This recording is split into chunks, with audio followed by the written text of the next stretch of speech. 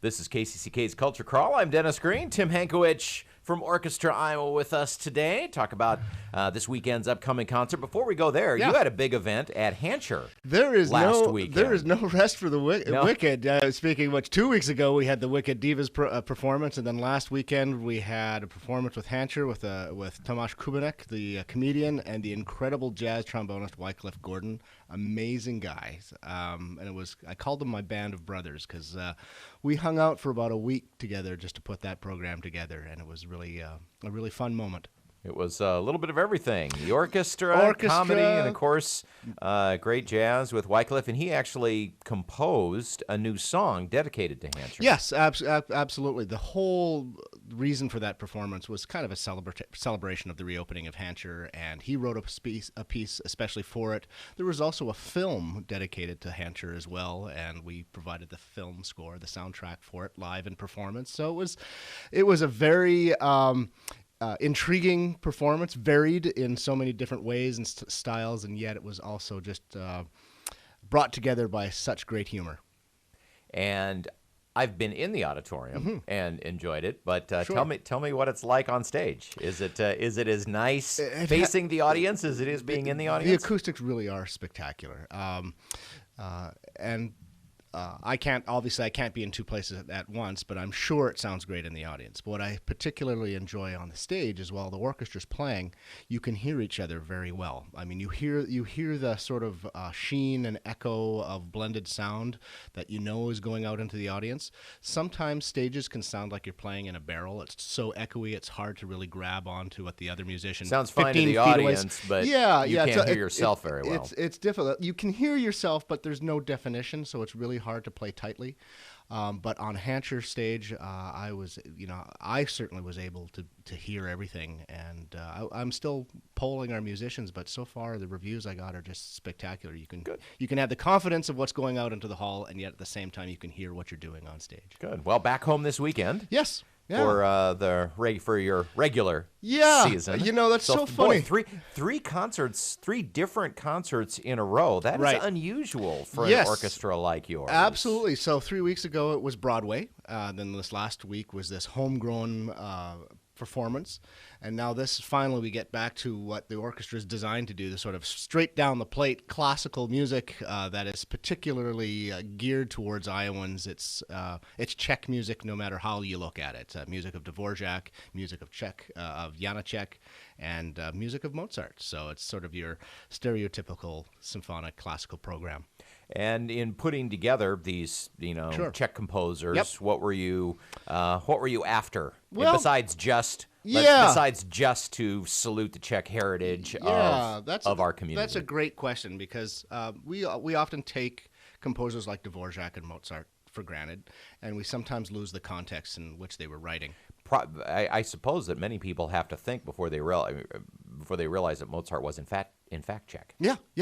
So many of these composers were, and they all gravitated to the capital of the world back then, which was Vienna. But really, their heart was in Moravia or Bohemia many of the times.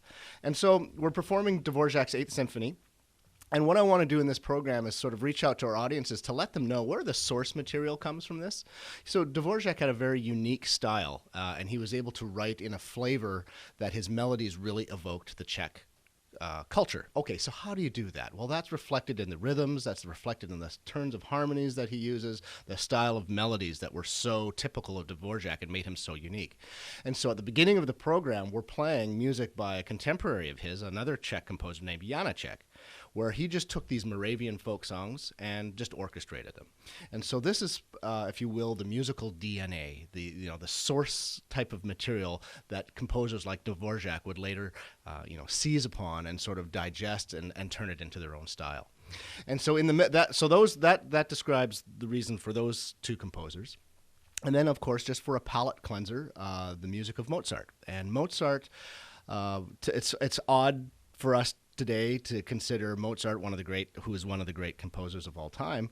When he was alive in Vienna, it was like, they weren't too wild about him. Sometimes he was hot, sometimes he was cold. But the one place that he was always a superstar was Prague. and he was enjoying some great success with his opera, The Marriage of Figaro, and they invited him back, and he said to himself, well, yeah, sure, I'd love to come back. Why don't I just write you a symphony? And I'll just write it. Yeah, and I'm taking a few days off to go home. I'll write a symphony. We all do it, I wrote two last week. I can't wait to hear them. Yeah, and so to this day, that very symphony is now called the Prague Symphony, and hence that's why this entire program is called A Night in Prague. A little bit of Czech, a little bit of Prague, a little bit of this, a little bit of that. Talking with Tim Hankewich from Orchestra Iowa, back home this weekend at the Paramount Theater. Yeah. Paramount for Saturday's performance. We perform in Iowa City at the Coralville Center for the Performing Arts on Friday evening, and then we're at the Sondheim Center in Fairfield on Sunday afternoon for a matinee. So it is an extra long weekend too, with a little extra 33.33% more Orchestra Iowa this weekend for you. Let me brag, because the week after we do a series of education concerts for our elementary school students in the Cedar Rapids School District and the Iowa City School Districts. And they come and they bus in, and I take the music that we've been performing during this upcoming weekend, and I together with multimedia and video and all that, I present this music to elementary students in a manner that's entertaining and informs them about some of these great composers. So Excellent. There's never rest for the weary. That's right. Yeah. That's right. We're getting our money's worth from Tim and the orchestra. They beat me like a rented mule this month.